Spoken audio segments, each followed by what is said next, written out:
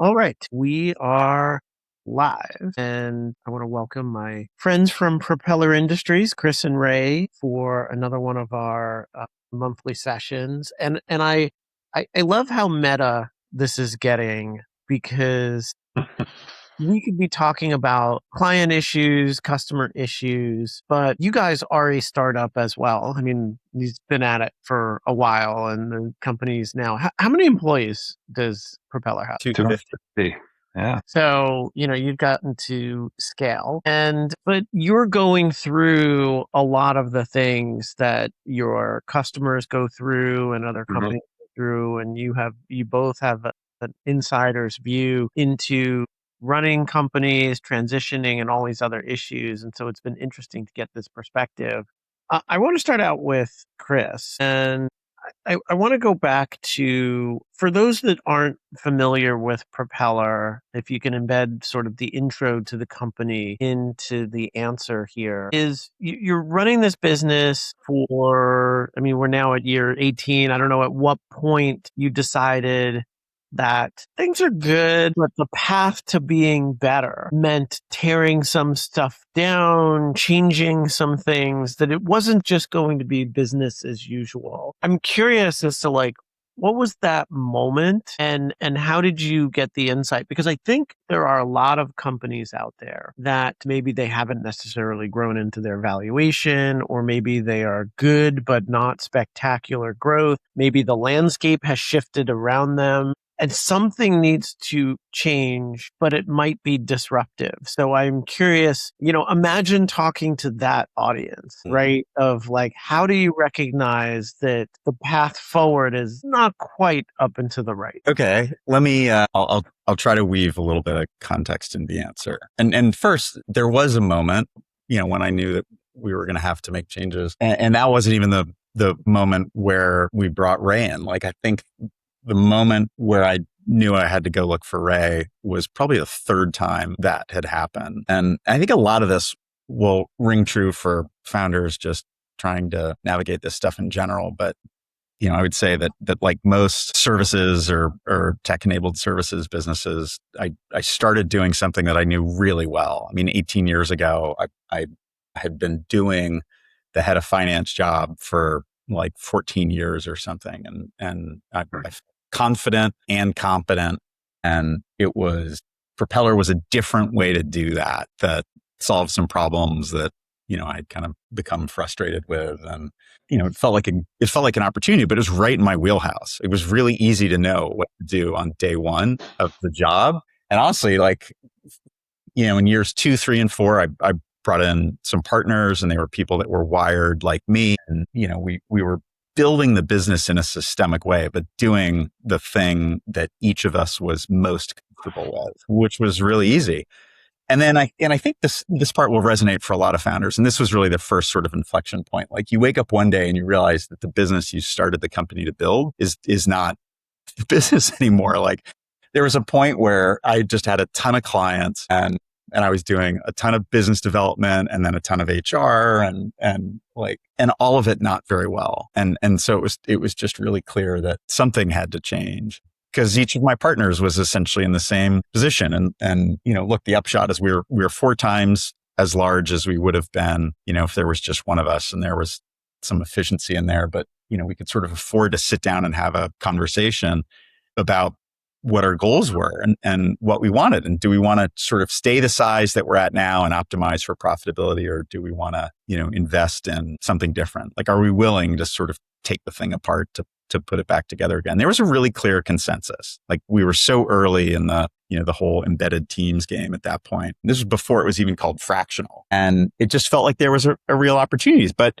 the decision basically required us to forego like a year of profitability, to hire a bunch of other people, and then to change our roles. Like, I stopped billing for time to work with clients, and started trying to figure out how to be an actual CEO to the business, which was so not in my wiring, but it felt great because, look, we built the thing to this size and we've got the opportunity. And, that got us another, 5 years or 6 years. Like, I hired some executives, and it Like it was a team that was wired the way that I was wired. And I think things were working really well. We eventually brought in some outside capital and the market's shifting around us. You mentioned that in your question, like, well, that's definitely happening and we're definitely adapting. And there's way more competition today than there was 18 years ago. But I have friends in the business that have chosen to not sort of bite that bullet and take that risk that we took. And honestly, if we were building today and into a more competitive market, or if I was just, if I was at the place that I'm at today in my life, a decade ago when we, first made this decision, like, I don't know that I would even make the same decision. Like everything is just different. But for where I was at the time, it was a no-brainer. It was like an easy decision. I had very little to lose and I felt like I had a lot to gain. I was totally aligned with my partners and it was a little bit of a flyer, but like, it's maybe, Charlie, I've talked about this in other conversations, but like you work your whole life to get into a position of responsibility and to grow your career. And now the business is bigger and it's generating millions and then tens of millions of dollars in revenue and managing all these people. And you're like, oh, well, this is what I've been working for my whole career. Like, it just didn't occur to me to think that maybe I shouldn't do that or shouldn't continue to do that, even if it required, making some more sacrifices. Gotcha. So when you first met Chris, what did he describe to you as what needed to be different? It wasn't one particular thing. I mean, there was a lot of moving parts there. I mean, going back to what Chris just described, the company had already gone through quite a few changes in terms of management, in terms of structure. But then there was also this major macroeconomic item to wrestle to the ground, which is, the AI coming at us as probably one of the most disruptive technologies any of us have dealt with in our careers. And how does that impact the business? So there's the dynamic of, a company growth, management structure, and then the transformative effect of AI on top of that. And when we sat down, it was just really crystal clear that it would take a village to take advantage of that opportunity in the right way. And I've seen this before at prior companies where very specific disruptive technologies coming through, combined with some dynamics within the firm. It's really easy to say, well, hey, let's just stay the status quo. Let's not change. Let's just keep going the way we are. And that's oftentimes the easy decision to make, because the tricky part is that those forces take time to hit and take impact. And it's never really obvious up front as to what it could look like, but it rarely is the right answer. I mean, I've seen competitors in prior life take that easy way out, and they either got acquired at lower valuations or they went out of business entirely. I think in the case of Propeller, we just have such an amazing opportunity to be the firm that was really designed to be a leader in this new AI era, if you will.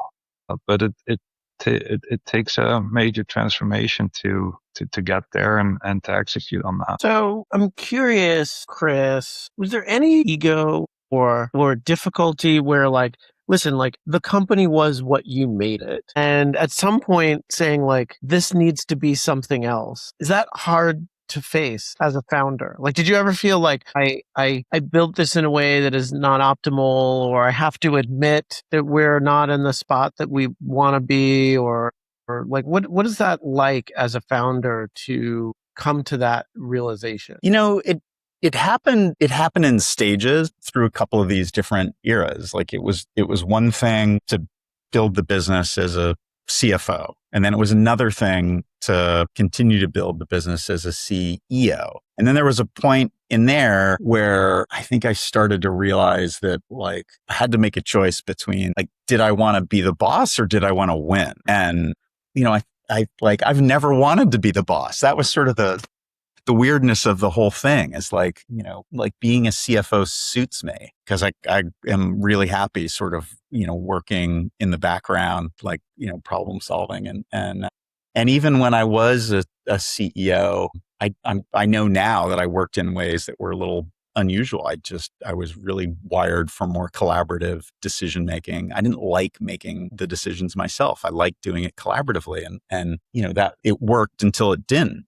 And, I had it wouldn't be fair to have this conversation without talking about ChatGPT, because there was a moment, in I think 22, like maybe early 23, where we realized, okay, this is really going to change the business. And it wasn't necessarily for the bad. It was almost as though like we were so well positioned for it because we had built in this systemic way where we were just more organized than a lot of other companies in the space. Like all of our team was W-2 because we wanted to be prescriptive about how people did all the things. And that's just, it is inefficient in some ways to do that. It's an investment, right? And so I think we realized that could really, it could really be great, but it was also a really different kind of business. It's in the transformation. It's one thing, sort of the technology transformation is one thing that gets all the airtime, but the human transformation is really the way, way bigger thing. And that just is not my deal. And so I think between those two things, What then do you sort of what do you mean SVB by that? thing, What do you mean by that comment, that is not your deal? I think I'm just like, I don't know. I'm a little more like mad scientist than like head of HR. I really like people and I have a ton of empathy and curious and all that stuff. But like, I don't know. I see how Ray responds to like difficult situations. Like Ray is the guy that like rushes into the burning building, when there's some like awkward conversation to have. Like he just goes right after it. And I'm like, I'm just not wired that way, man. I just don't like, I don't know, hope that doesn't make me, sound like a jackass, but like, I had this consciousness around it. And I was going to say that when SVB failed in 23, it really put some stress on our business. We were so heavily exposed to venture and, I'd worked hard, with our private equity partners. Like we brought in a minority private equity investor in 2020 and like worked hard to try to restructure the, executive team for scale. And we were just poorly prepared for that moment. I was poorly prepared. The business was poorly prepared for that moment. And so, it's like it's like the market held up a mirror in some ways. And, I had always, when we brought in that executive team, my intention was for our COO to become the CEO. So I had already made the decision to move into a different role.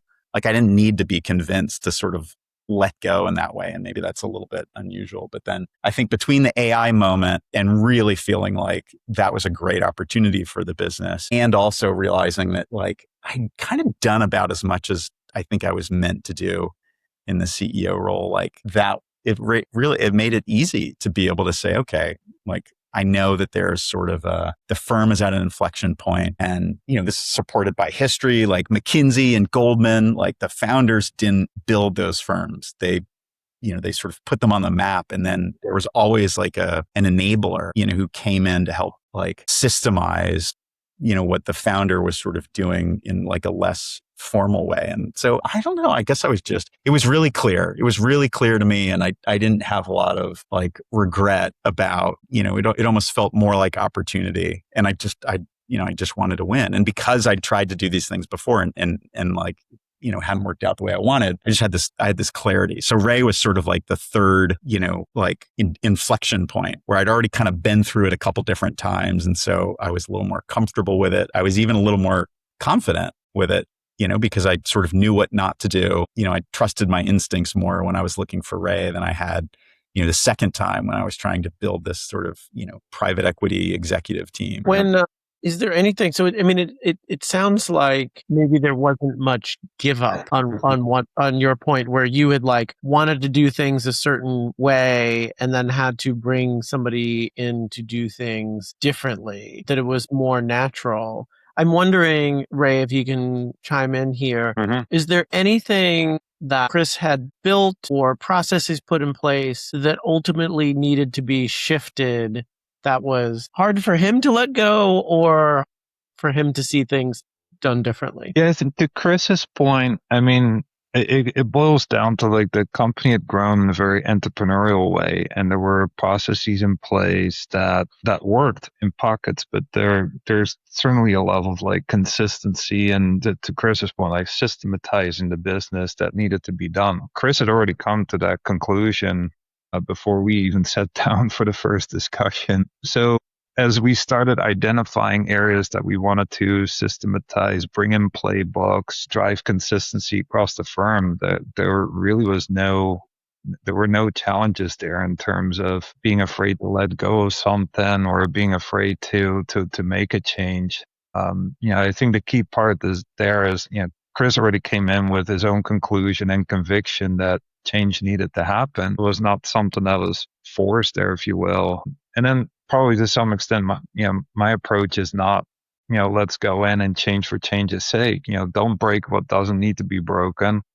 And anything that gets changed is changed with input, not just with Chris, but the broader management team, so that we're all working on it together and we're going eyes wide open. Yes, at the end of the day, I do have to make the hard calls and have the hard conversations. But by the time the decisions are made, we've had the dialogue, we've explored the options, and we move forward with all being on the same page. When you're talking about like shifting or systematizing in processes, I'm sure in a service business in particular, there might have been things that, I've experienced this with, I have a fund admin that will remain nameless for this purpose, but I'm one of their first fund admin clients, and they wound up probably overextending themselves in some ways that they could not continue to do going forward. And I imagine in any service business, there's always something you wind up doing something for someone that's a little bespoke and it falls outside of scope and all of this sort of stuff. I'm wondering about how you communicate to clients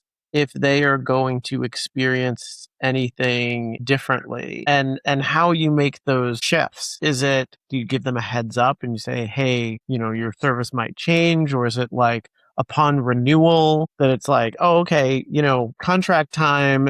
And oh, by the way, we don't do this or don't do that. How do you, sort of swap out the wing while you're flying the plane? Yeah, in terms of client communication, like we involve the clients in the process. When we're building out our platform, we've had clients provide input into what we're building, how we're building it, and we have phenomenal partnerships with our clients, and involving them in that process is a key part of how you get to the end destination. When it comes to making changes, it's actually an area our team executed on extremely well. We identified a couple areas where, in order for AI in particular to work, you need to have clean data. You need to have a clean process. If you don't have a consistent process, AI is just going to execute on a poor foundation that much faster, and you get poor results faster. So working with our clients to change, for example, their AP process to a certain set of standards that we identified, where we had gone maybe a little bit more bespoke than we should have in the past. Our team did a phenomenal job. They documented what are we trying to accomplish here? What's the end objective? They identified the pros and cons. They identified options, open client communication, where we did roll that out.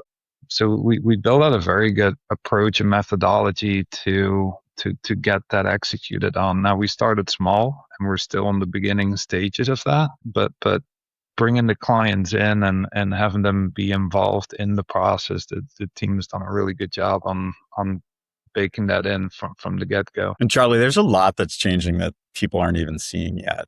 Like, it turns out that the prerequisite for a lot of this agentic financial work is human, and whether it's unlearning processes that people have been working on for 100 years, and then relearning how to do new things with new tools in different ways. It's a lot of it is happening internally right now. So and inertia is just really powerful. So a lot of those things are going to become client facing, but some of them won't. Some of them will just be like transformations that will happen sort of, on the wing while the people are still in the plane, and they won't even know if we do it right. You know what I mean? At some point, like, pricing will shift because automation is going to commodify the billable hour or whatever people are saying, right? So, those things will happen, and that'll be customer facing. But I think if we really get this right, the things that they count on us for get better, faster, cheaper. And then hopefully there's some additional services that we can provide. And, I think if we really get it right, they don't really notice. Let me talk on that for a moment, because there are two, and feel free to both weigh in. there are lots of businesses out there that are from a top-down perspective saying, hey, whatever you're doing, now you need to be doing this with AI, right?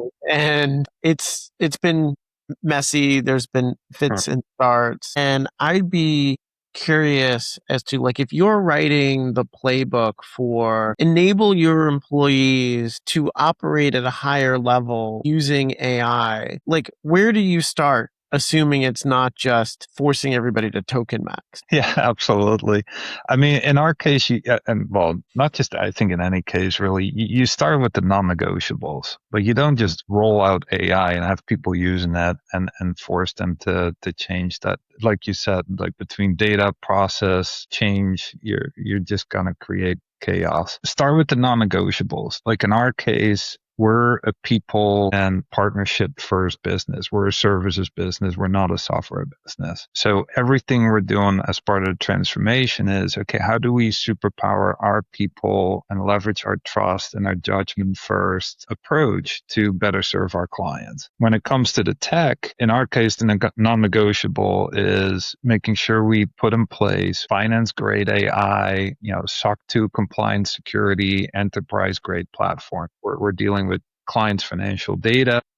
We cannot have our team just go into whatever LLM and not have some boundaries around that. So non-negotiables first, people first, finance grade AI security. Then what problem are you trying to solve for? In its simplest form is, okay, are you driving for a higher quality, better experience, or lower cost? It's rarely possible to hit on all those items. And when answering that question for ourselves, it's all about staying true to who you are. So we're a high quality service provider helping great entrepreneurs build great businesses. So what that means is, how do we get information to our clients faster so they can make better informed decisions? It's not about how do we become the lowest cost bookkeeping service. There's plenty of those around. So in terms of how do we apply AI, how do we leverage it with our teams and with our clients, it's answering those questions before you delve into solutioning. The other thing I would add to that, though, is that there's like an individual AI versus an institutional AI, right? And watching YouTube videos and, or picking up their, 20 prompts to turn Claude into your CFO, like, that's great.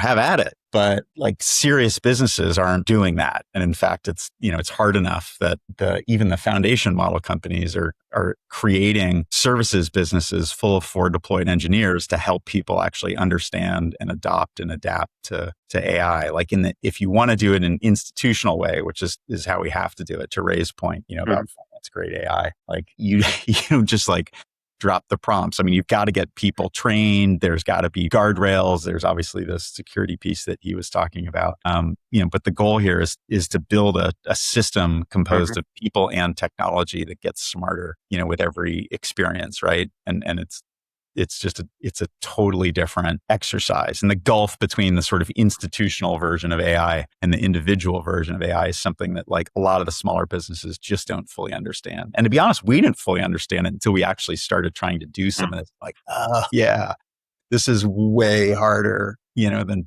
people make it seem on Twitter. I'm curious because I just had a conversation with a founder that I know that is shifting into, they need to do some selling. They have early stages of a product, little bit of a servicey business, and they have some team managing some overhead, but now they really need to shift into sales mode. And they don't have very long runway to do it. And I made a comment to the founder. I said, I think you're going to have to tighten your belt. I think you really need to focus on closing some deals in the next 90 days. And I said, I think I would seriously consider, and you figure out the numbers, that you propose a salary cut to the base salary. But if you hit your numbers, everybody's salary stays the same. And if you go through your numbers, everybody's salaries goes up by a third.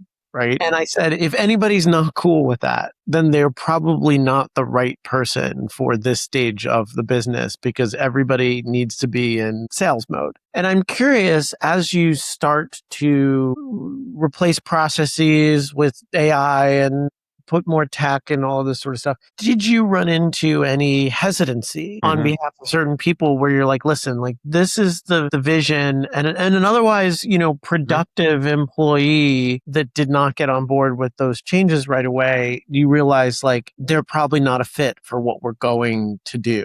Yeah, a couple of things there. I mean, compensation, you bring up compensation. I mean, that's a key part of it. Like our compensation was tied to utilization. It was hours billed. We tore that apart. Like we tore that to the ground and built it from the ground back up to have it be more focused on client outcomes and focused on results for the business rather than hours generated, which goes diametrically against what we're trying to accomplish here. So there's no way that didn't create some consternation where you start messing with people's salary incentives. If done poorly, and maybe you just done poorly, yes. But if you lay out, and this goes back to like being very clear on like, hey, what are our non-negotiables and what problem are we solving for, and lay out a clear vision to the organization of the transition that you're looking to make and why. How is it going to impact the clients? How is it going to impact the team? What are the opportunities there? That in it by itself will start identifying, and people start self-selecting like, hey, is that a journey I want to be on or not? And just set real clear expectations of where the organization is headed. You then start tweaking, or not just, I mean, we completely overhauled our incentive structure in line with that vision, in line with that communication. And then, there shouldn't be any surprises. But again, like people that don't like that direction, again, start self-selecting out in some cases. But that's not a bug. That is a feature of the transformation. If executed well, to your point. Well, I think that also, it brings up a good point, because it's not just about incentives. There's a cultural component to this that's really critical, right? And Charlie, in the example you gave, it's sort of, are you down for this? And maybe you're at a tough place in your life where you can't afford to make that decision. All right, well, that's your decision. But I think it would be a mistake not to acknowledge that there's a culture shift here, and that the incentive is a really critical piece to get right. I think just the cultural shift, the market's changing, our macro environment is changing. There's a ton more competition today than there was 18 years ago or even a decade ago. And now we've got to think about AI in the business. Like, are we going to wait or are we going to be fast? And is that, if that's not the culture, and that's a decision that, that we can make as leaders, that Ray can make, as an incoming CEO. Ray came from a transformation services business. Like it shouldn't be a surprise to anyone that there's a transformation occurring here. Like, this was a feature, not a bug. But it's a transformation of culture. It's a transformation of the doctrine and the systems and the process, and it's a transformation of the incentives. So, Chris, we had a conversation about the confidence vacuum, and when you're not presenting a strong going forward vision, it's going to be filled and by somebody else. And I'm wondering, in a transformation process, especially the fact that you have outside investors, how that played into this, and how the conviction and the vacuum played into your experience of this transition. Well, first of all, I would say there's no better way to gain conviction than to lose it, and really just develop, I think, a stronger appreciation for all the nuances and the circumstances around that. So I think in my case, like, in order to find it, I had to lose it a little bit. I think I've never been like a bold leader. When I do that personality testing, like, I come up with epically low scores on that. And so I just I don't know. Is that bold in style or bold in like risk taking? Almost like, it's interesting because I've always been like I don't think you go into the, head of finance at a startup business without being a risk taker. So from an entrepreneurial standpoint, I think I feel like I'm usually chasing the bigger dream. I think the ambition of the companies that we work with is like, it's a huge part of what gets me out of bed in the morning. So I'll chase all that stuff. But I think just from a leadership standpoint, I was just more comfortable sort of in the back office. I don't know how else to put it. Like, when I'm comfortable in our leadership meetings, I'm assertive and I'll speak up. And when I feel strongly about something, I just have like at this point in my career, maybe I have fewer F's to give, than I did maybe, 5 years ago or 10 years ago, which feels great. But like, I don't really need or want to be the boss. And I think I learned that when we had investors, I think I'd made the decision that, we were going to recruit for a COO and that person would become the CEO. And that seemed great to me. Like, let me get back to building stuff in a windowless room. I think I was just a little quick to let go of the accountability for some things. And at a point where I really had good instincts about what the business needed, I had all these people with much more experience than I did. And I think I was a little bit too willing to just trust that they would know what to do. And so I think that impacted my confidence. I saw what it did to the business. And then I had to make another choice. Like, all right, am I still down to do what is necessary, to realize the original vision and build this business? And by the time I was recruiting for Ray, I was really confident. I knew what I was looking for in terms of a partner, in terms of a leader who had enough experience to basically, go in front of our team and develop a sense of confidence that I don't think that was better than what I had in that moment. Like, I really had clarity around the vision. Ray totally got it. He just, his wiring, I think was perfect for the moment. And, it's interesting because I think the conviction that I have now is a function, I think, of the experience of having it and then losing it and then, trying to work it back. The difference is that, like, I didn't go into it thinking like I have to be the hero. I went into it thinking like, I just need to help solve this problem. Right. And in that case, I could ask for help. Right. I could ask our board for help. I could ask the recruiting firms for help, and ultimately I could ask Ray for help. Ray, you got recruited into a company that was working on transformation, but you weren't necessarily internal to decide to do this transformation. This was sort of a decision that was made. I know a lot of friends, actually, literally have had this conversation 3 times in the last 2 weeks of folks who are getting recruited into companies that need to change in some way. And I'm wondering, what advice would you give to someone who's being brought in as a CEO to affect some kind of change? What should people be thinking about? The key element there is that if the founder has already decided that the change is necessary and he's convinced about it, has the conviction and the drive to see that through, that's a key step one. The other piece, though, is how that transition gets executed. Like, what that execution plan look like. If that is a true partnership and that's something you can work on together and execute on as a team, it makes for a really good journey. If the conviction is made and what the roadmap looks like, and there's not that partnership, it's just like, hey, please go execute my plan. That I think is where in other firms a lot of friction happens, because now you're just executing against somebody else's plan, which may or may not totally jive with prior experiences and what have you. And that's where friction starts. I think I'm not executing on Chris's plan. We're just working together and coming up with the plan to get Propeller to the next level, and that's a partnership. That's a whole different story. Gotcha. And Chris, what would you tell a founder who knows that their company has outgrown its original design, thinking that, they don't want to rock the boat or this is going to impact the fundraising story they're going to be able to tell because I'm going to get caught in this, midstream transition and the story's not going to be crisp or clean, or what are my investors going to think? Maybe I should just wait this out. Maybe it'll sort of adjust itself. I mean, there are good scenarios and bad scenarios, right? On one level. You've probably had this conversation with founders. Yeah. Oh, 100%. Like, on one level, it's sort of congrats. Like, you've gotten the business to a point where you can actually recruit somebody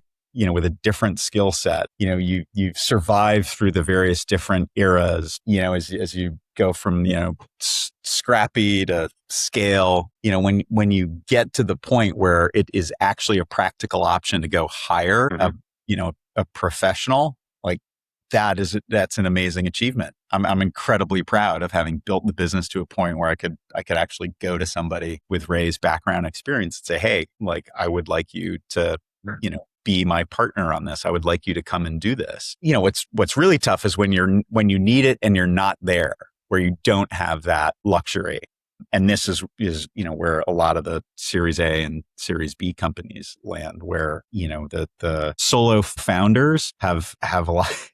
It's tough. It's a really lonely role. And when you don't have somebody to bounce things off of, like, I feel a ton of empathy for that, because sometimes there just aren't options. Like, you gotta, it's on you. Nobody's going to care the way that you do. And maybe you don't have the skill set, that you need to get to the next level, but you got to ask yourself, like, how badly do you want to get there, and how clever can you be in terms of, figuring out some way to navigate whatever challenges lie in the way. But I do think that when I sort of got through this process, or even when I was just like, I was talking to other founders that had been through this process of recruiting a CEO, I realized that, like, not a lot of people talk about how a lot of people don't love the job, the CEO job, or they love it until they don't. Right? Being the CEO at Series A or Series B is really different from being this, we all know that. Right. You almost said it's talked about that. At Series A is almost still a product manager. It totally is, right? It's really not, it's really not, it's the CEO, but it's a totally different job description. It's true of the CFO role too. Like, a startup CFO, you and I have talked about this. A startup CFO isn't really a thing. Like, you're either a startup or you're a CFO, but like it's a little bit that way, I think, for CEO and product for most, like, at least pre-Series B companies. I just got this question texted over, and we'll leave off with this because it's something that's interesting happening in this environment. There are a lot of PE companies looking at services businesses, thinking that there is margin that can be found by bringing in AI and automation and all of this sort of stuff. And so I'd ask each of you, if I'm either a venture business that is in a tech-enabled service business, and I'm thinking of doing a later stage investment into something where I think we could, really make this go faster with AI, or I'm thinking about buying an entire services business and sort of, replacing the human parts with the, machine parts. I would love to get a suggestion for inclusion in a thesis around this. Like, what is one thing that I should be looking at, either the type of company or type of service, that should be part of any firm's thesis? If I'm going to turn something into a rocket ship that is services or tech-enabled services using the tools that we now have available to us today, what should I be looking for? What should I be careful about? And are there any pitfalls? Yeah. My immediate reaction there is, it goes back to, what is the services business ultimately trying to accomplish? Is it a high quality, high experience, or is it low cost? If it's a low cost, repeatable process type services business, as long as the processes are truly repeatable and predictable, then AI can have a tremendous impact on driving that cost down even further. If it's a differentiated business, though, that focuses more on high quality, high interaction, high quality experience, AI can actually help drive that up. And actually, the AI initiatives that we've seen are having the highest impact today actually are driving up the quality of service and quality of work experience that our clients are having, not necessarily driving down the cost. So it's not a direct margin play there. It's more of a retention and client experience play. So I'm curious for an example of that. Do you have a specific example where that comes to? Example there is, a controller previously spending quite a bit of time running through variance analyses in a more manual manner, now leveraging AI and then applying judgment to it.